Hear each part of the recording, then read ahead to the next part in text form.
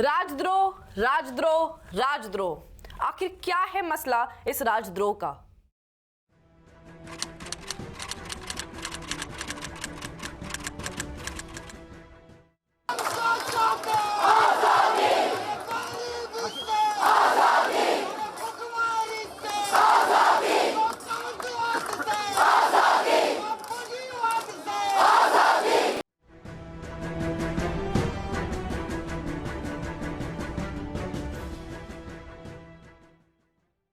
हम कौन थे? हम कौन थे, क्या हो गए हैं और क्या होंगे अभी? आओ विचारे आज मिलकर ये समस्याएं सभी। जी हाँ, मैथिली शरण गुप्त जी के ये विचार आज भी सोचने पर मजबूर करते हैं। नमस्कार, आप देख रहे हैं प्राइम टीवी इंडिया। मैं हूँ पूजा मिश्रा और आज बात करेंगे इंडियन पीनल कोड की धारा 124A के बारे में। लेकिन उससे पहले ये जानना बेहद जरूरी है कि क्या कहती है धारा 124A और इसको लेकर इतने मतभेद क्यों हैं।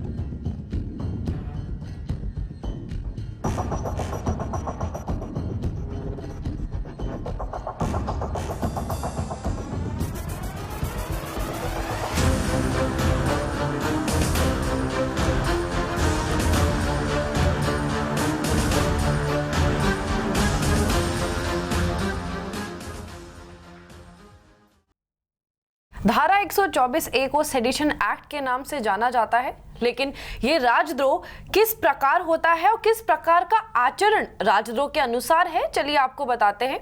जब देश के खिलाफ आचरण या भाषण जो लोगों को किसी राज्य के अधिकार के खिलाफ विद्रोह के लिए उकसाते हैं, उसे सेडिशन माना जा सकता है। फरवरी 2016 में दिल्ली पुलिस ने 10 लोगों के खिलाफ चार्जशीट जारी की, जिसमें जेएनयू के पूर्व छात्र नेता कन्हैया कुमार भी शामिल थे, जिन पर राष्ट्र के खिलाफ नारे लगाने के आरोप हैं।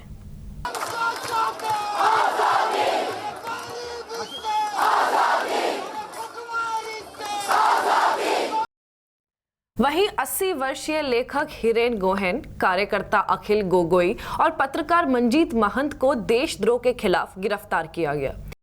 एनआरसीबी की रिपोर्ट के अनुसार 2016 में देशद्रोह के 34 मामले दर्ज हुए, जिसमें 1 दोषी 2 बरी जबकि 31 मामले अभी भी लंबित हैं। वास्तव में 2014 और 16 के बीच कुल 179 मामले राजद्रोह कानून के तहत दर्ज किए गए थे। ऐसे में यहाँ पे ध्यान देने की बात यह है कि देशद्रोह का तात्पर्य सरकार से है, देश से नहीं। और ऐसा इसलिए है क्योंकि 1870 में ब्रिटिश सरकार द्वारा भारतीय कानून व्यवस्था में लाया गया राजद्रोह औपनिवेशिक सरकार के खिलाफ असंतोष फैलाने के लिए था।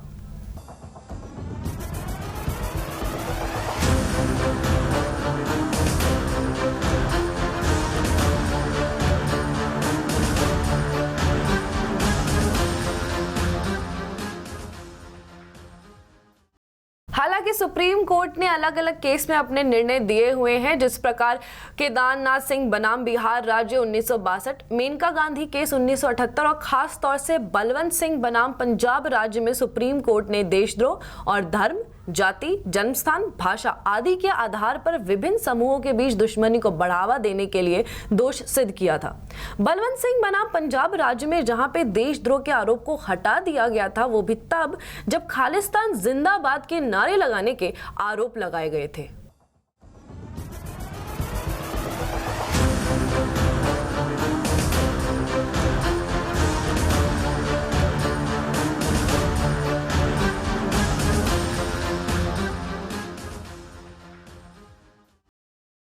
हालांकि मुद्दा ये है कि देशद्रोह और राष्ट्रद्रोह के बीच अंतर क्या है। जी हाँ, यदि कोई व्यक्ति या तो बोले गए या लिखित शब्दों या इशारे का उपयोग करता है जो सरकार के अधिकार की अवज्ञा करने के उद्देश्य से होता है, या फिर सरकार के अधिकार का विरोध करने के मकसद से हिंसा का सहारा लेना और सार्वजनिक अव्यवस्था पैदा करना, ये सभी देशद्रोह की श्रेणी में आते हैं। इन सब बातों के बीच में ये भी जानना बेहद जरूरी है कि आईपीसी की धारा 121 और 122 क्या कहती है। जहां धारा 121 के अंदर युद्ध छेड़ना या युद्ध छेड़ने का प्रयास करना गैर कानूनी है, वहीं धारा 122 के तहत भारत सरकार के खिलाफ युद्ध छेड़ने के इरादे से हथियार इत्यादि एकत्रित करना भी गैर कानूनी है।